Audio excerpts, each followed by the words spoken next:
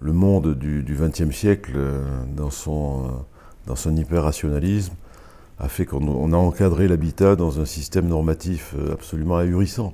Ce qui m'interpelle, c'est cette espèce de retour vers un petit peu ce que moi je considère comme étant l'essentiel, c'est-à-dire de voir comment l'homme a produit son habitat au cours des âges et comment il l'a généré dans différentes contextualités. Et c'est là où on s'aperçoit que, effectivement, avoir une architecture qui prend en compte le contexte géographique, humain, historique, je crois que c'est fondamental. Et moi, si je me définissais, je serais vraiment un des tenants les plus assidus de cette architecture contextuelle. Le XXe siècle a partout multiplié des architectures que j'appelle les architectures génériques, c'est-à-dire qu'on va retrouver identiques dans tous les pays du monde, sous n'importe quelle latitude ou longitude.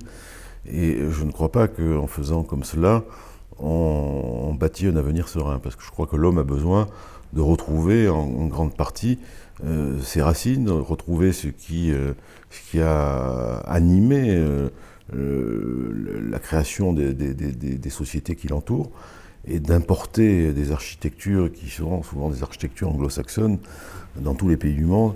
C'est absolument négatif, quoi, hein, ça ne peut pas faire de sens.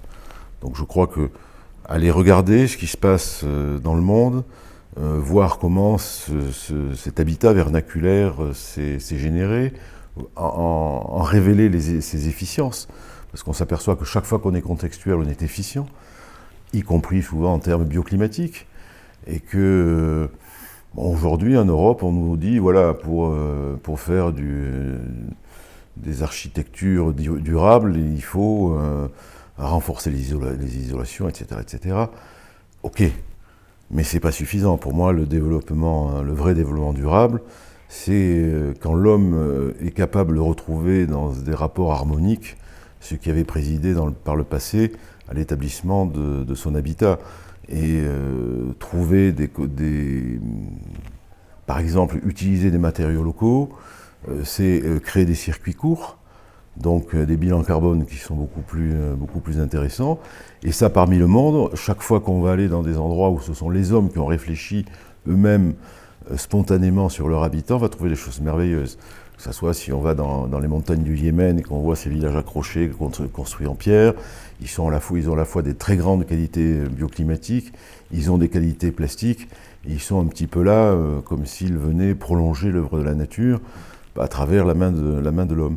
C'est peut-être ça aussi qu'il nous faut retrouver, cette capacité qu'avait l'homme par le passé à développer des choses qui étaient un petit peu un prolongement de l'œuvre de la nature ou qui venaient s'y intégrer parfaitement.